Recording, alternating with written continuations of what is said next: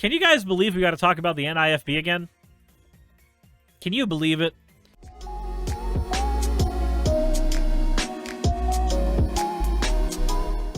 On October 6th, there was an article written about Pastor Steven Anderson. And I think it's funny, since we've covered him and his ilk so much on this channel, it's really, really fun to see what other people's perspectives are on him. So let's go ahead and take a look. Let's go ahead and take a listen here. Pastor Steven Anderson is notorious for his hatred of LGBTQ people. Now his son is a Nazi. Oh boy, I can't wait. Just Nazis coming back in full force in America. You love to see it. Except, no, not really. Imagine my shock.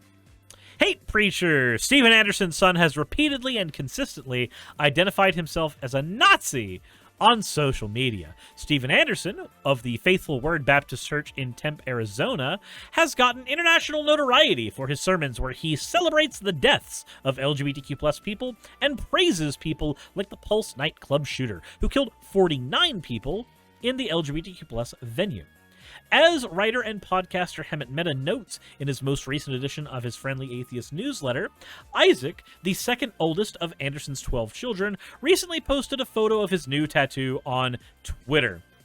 A screenshot of the since deleted September 26 post shows a photo of a Nazi war eagle emblazoned across a bare chest, presumably Isaac's. Meta goes on to catalog several other posts and comments apparently posted by Isaac between May and September of this year that remain visible on Twitter. On May 16th, the 20-year-old tweeted, "Being a Nazi isn't bad."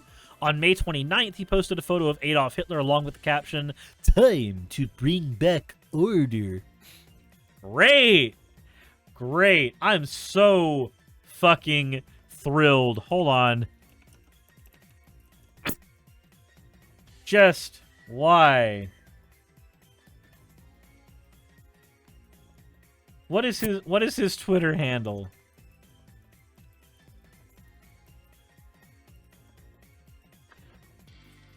Weak sigh. It said bare chest or bare chest? Jesus Christ. Let's see here. Let's see here. In case those posts left any confusion, on August 5th, he wrote, "Speak for yourself. I know I'm a Nazi." And then later that month, he tweeted, "It's time to reopen and fill the camps with these degenerate third worlders." Jesus Christ. Why in the world would you be this type of person? Can you imagine, unironically, being a Nazi in 2023? Can you imagine being that person who's just like super happy about being a Nazi? I wonder here. So we've got, before we continue on, it did note the Hemant Mehta article. I want to look at the Hemant Mehta article since apparently the actual screenshots are here. Last week, a now deleted post on Twitter, Isaac Anderson posted this image of his new tattoo, a Nazi war eagle across his chest with his birthday in Roman numerals right above it. Isaac and 2839. That's who we're looking at. Isaac and 2839. Also, of course he would name his son fucking Isaac.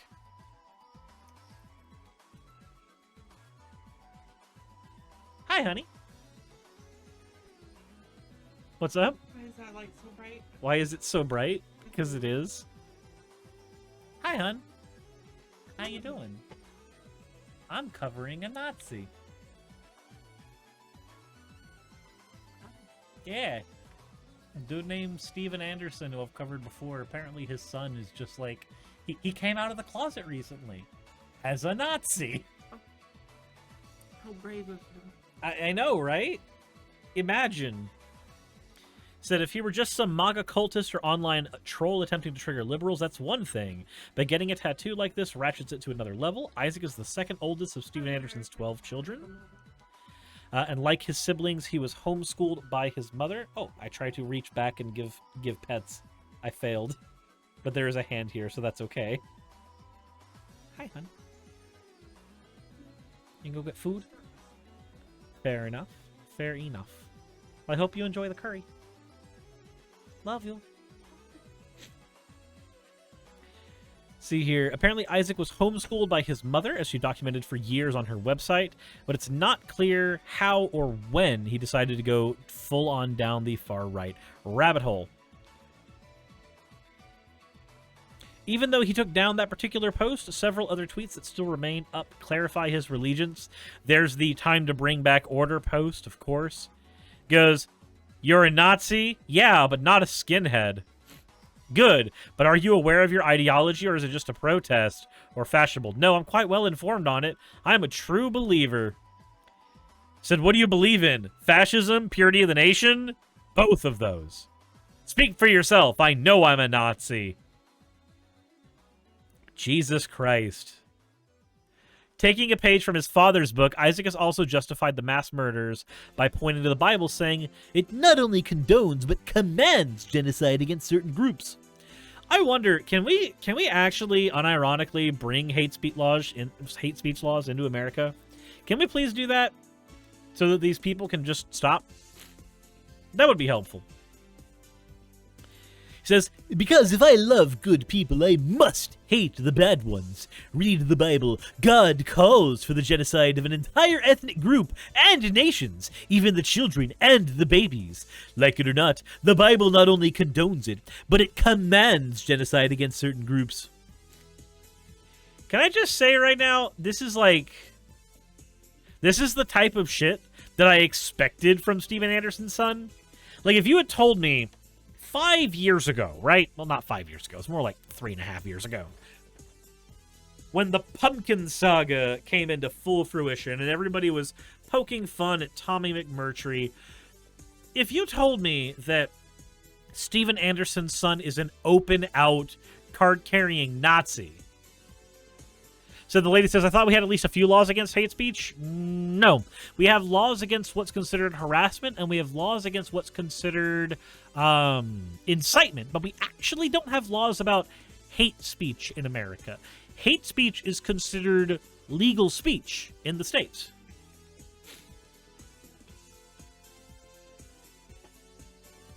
So there is that.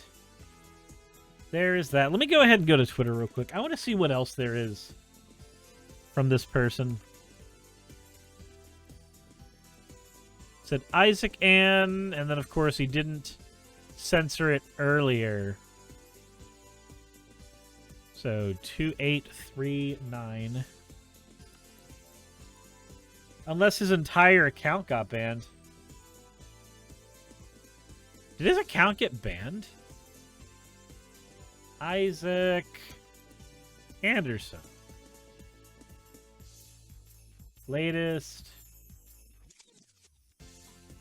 Maybe his account got banned. I don't see it.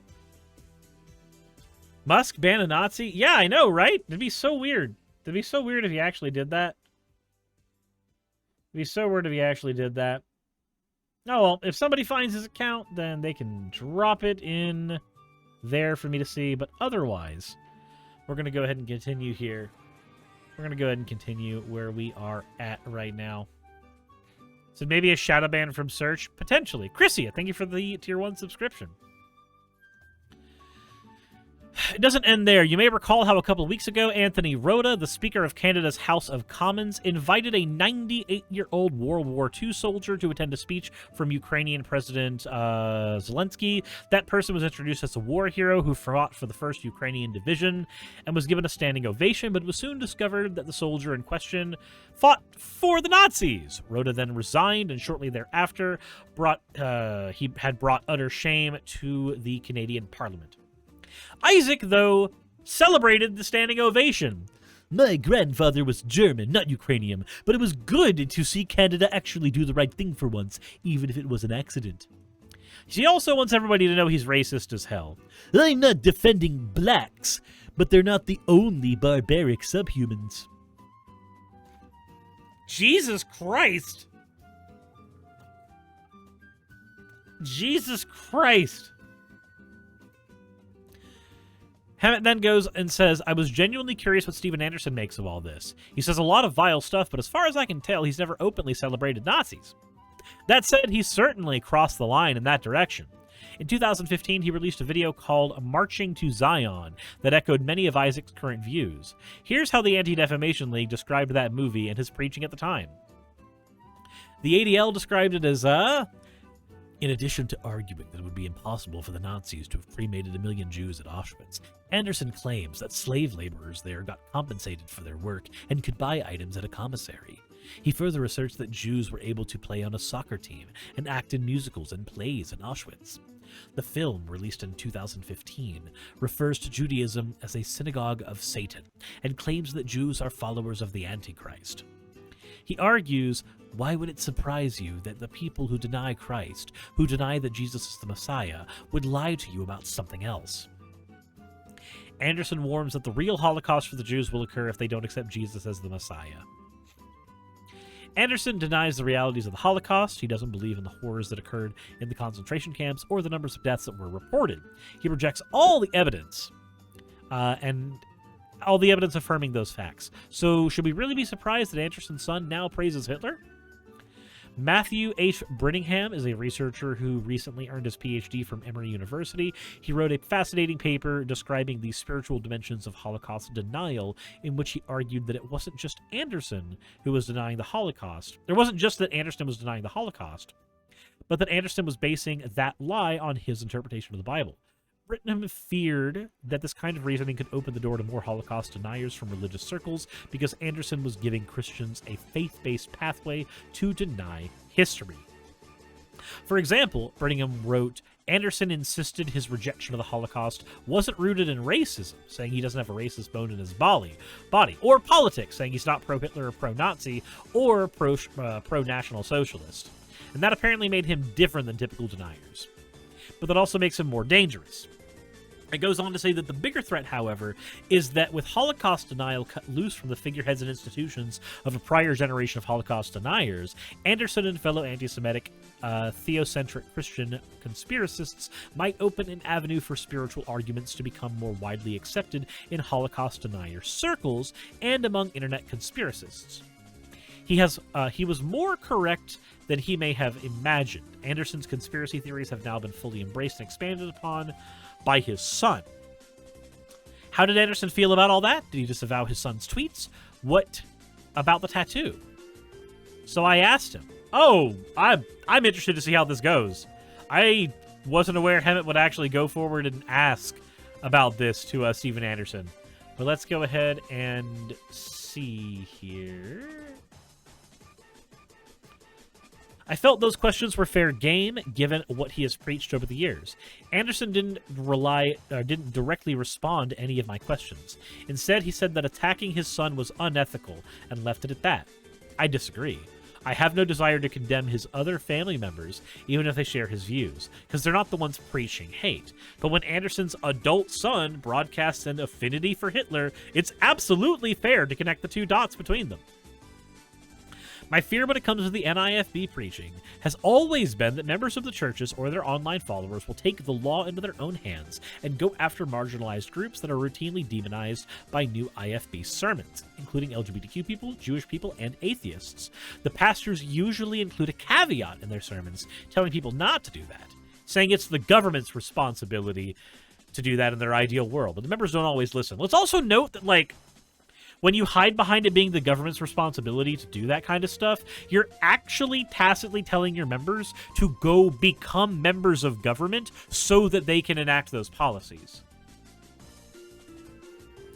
It's deeply troubling that Anderson, arguably the most notorious new IFB preacher, won't even condemn the actions of his own son. Anderson says he's not racist or pro-Hitler, but when his son openly embraces those ideologies, well, it should be simple to say that's wrong, but he won't do that. That says a lot about where the new IFB preaching can lead. If there's any possible silver lining here, it's that there are stories of people who have gone down similar rabbit holes only to come out clean on the other side. Isaac's a young man. He's adrift in a world of hate that's not too far removed from his father's church, but it's possible that someone close to him, if they cared, could help him understand his mistakes before it's too late. Possibly. Possibly. I can't believe I used to be a fan of her. Oh, Tara Strong.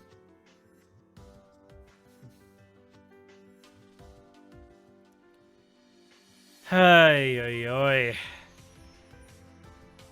So here's the thing. I'm just going to go ahead and say before I conclude with this video, the stuff from Tara Strong and Mark Hamill and all of that, Hamill and all that, not everybody's informed on the entire scope of the Israel-Palestine conflict. We make a lot of knee-jerk reactions and assumptions about people based on what we assume is them having full knowledge of all the implications of what they're saying. I don't think throwing people under the bus because they've said something that is out of line. I think it's easier to assume that people are ignorant than malevolent. Professor Tubit says, does Suris have a video on the Astu Folk Assembly? It's a white supremacist pagan church. Yes, actually. The Astu Folk Assembly, God, can't speak, and the YSEE, I actually did a few episodes on with Aliakai ages ago. So, that was a while ago. But anywho, concluding this bit here about Steven Anderson's son, this is basically what we could have expected. Like, they either go one of two ways. They either fully support everything their parents do, or they end up rejecting everything their parents have done and go the opposite way. People don't usually, when it comes to extremism, they don't usually sit in the middle when that shit comes out. But that all said, let me know what you guys think in the comment section below. I think this is a pretty cut and dry scenario. Being a Nazi is bad. And it's okay for bad things to happen to Nazis, especially modern-day Nazis. But I will leave that out in the open because, I mean, I could just do the exact same thing that Steven Anderson does with his church. I'm not saying that anybody should do anything about it. I'm just saying it's the government's job to do something about it. I guess it's perfectly okay for him to say that kind of stuff about LGBTQ people, Jewish people. I mean, hell, in the case of his son, I guess black people, but I'm sure he wouldn't say that's an okay thing to say about his son. Anywho, let me know what you guys think in the comment section below. Hit the like button if you haven't already. And as always, everybody, insert end of video tagline here. Well, you made it to the end of the video, which may or may not be a good thing. It really depends. Honestly, sometimes I cover stuff that's perfectly reasonable, and sometimes I cover stuff that makes me want to bludgeon myself with a hammer. But you know what really makes me want to bludgeon myself with a hammer? Sometimes it's the stuff you guys submit in fan art, but not this one. This one is from Mish Monster, just me getting really angry going, are you rich enough yet? And the answer is no. No, I'm not, because I can't afford chicken nugget. The next one we have is from Axo that has cream, just some Socris cuddles.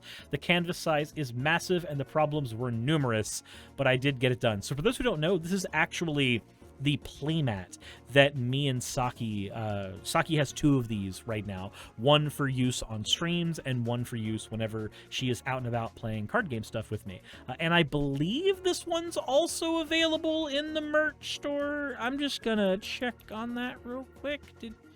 Is it available in the merch store? Hold on. Let me just double check. Yes, it is. That playmat, two Surasaki playmats are actually available in the merch store. So, yeah.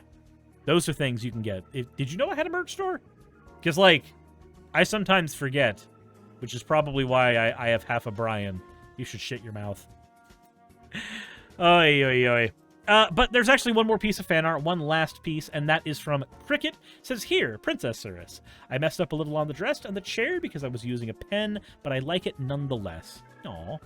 Well, thank you all for your fan art submissions. If you want your fan art to be shown in a future video, the best way to do so is to drop it in the fan art section of the Discord. With that said, let's move on to the credits. Hey, I just quickly want to give a thank you to all of my wonderful patrons who keep this show running. YouTube and Twitch are a pretty bumpy ride at the best of times, and the stability that Patreon provides me is worth more than I can say here. I'd also like to thank each and every one of my $20 and up patrons here, and they would be Red Joker, Britzkrieg, Cameron, Dren, Jemshin, Smiling DM, Poundini, Mabbity Babbity, Naomi, Isaac, Jordan, Ravi, Giuni, Kiratorian, Prisma, all of you. I'm not saying that part. And Starlight. And finally, thank you to everyone else that helps keep this channel alive. While you're here, why not check out another video? And thank you for watching.